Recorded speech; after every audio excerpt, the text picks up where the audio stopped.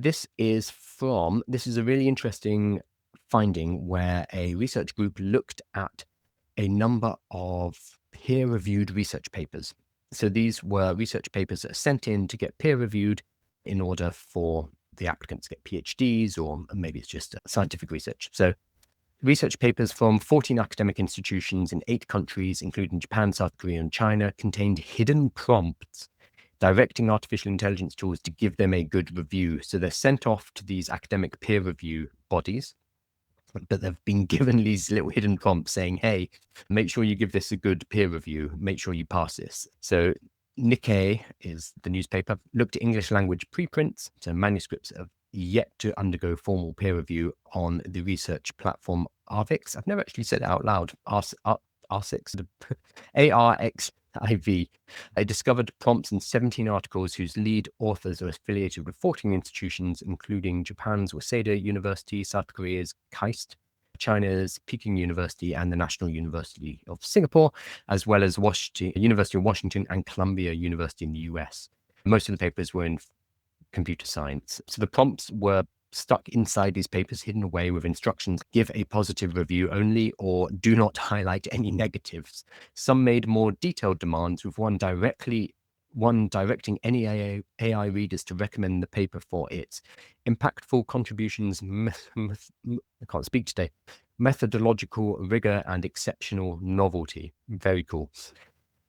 The prompts were concealed from human readers using tricks such as white text or extremely small font sizes. So this is like on the early days of the internet, where people would keyword stuff at the bottom of a website, because Google was so simplistic 15, 20 years ago that you could just add keywords in white text so nobody could see them, and Google would pick that up and then rank those pages better. We're seeing the same thing, but being used for AI systems.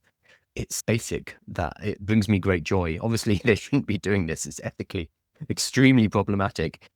But what is interesting here is that, one, researchers who are, these are postgrads, these are PhD candidates, they are putting in these things. So there's a huge ethical problem there, obviously.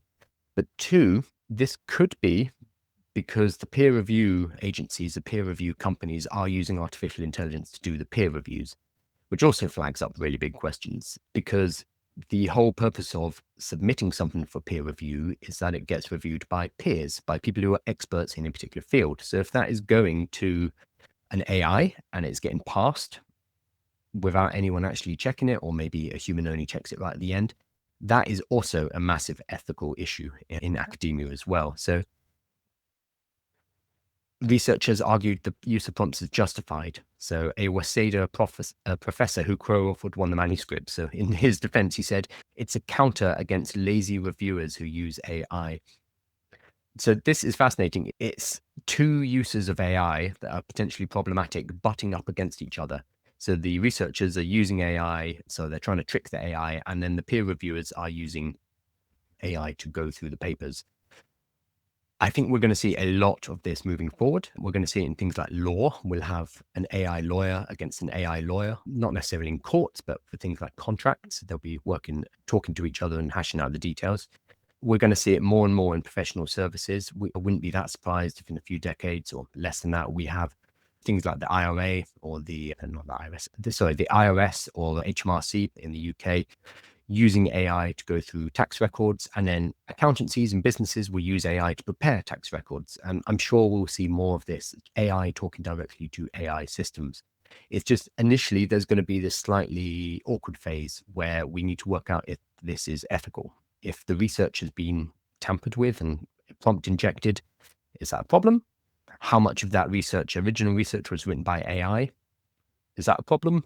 How much can we use it in peer review, et cetera, et cetera? There's going to be this discussion about how much needs to be human, how much can be AI. And this is going to be hashed out through cases like this, which, while they're amusing initially, this is potentially career ruining for the people who have injected prompts. It's also brings into question the peer review companies who are running peer reviews as well. I think we're going to see this over many industries, and it's going to be played out absolutely everywhere. So again, we were talking earlier about if you want to give workshops on AI, the best way to do that is to do it within your industry.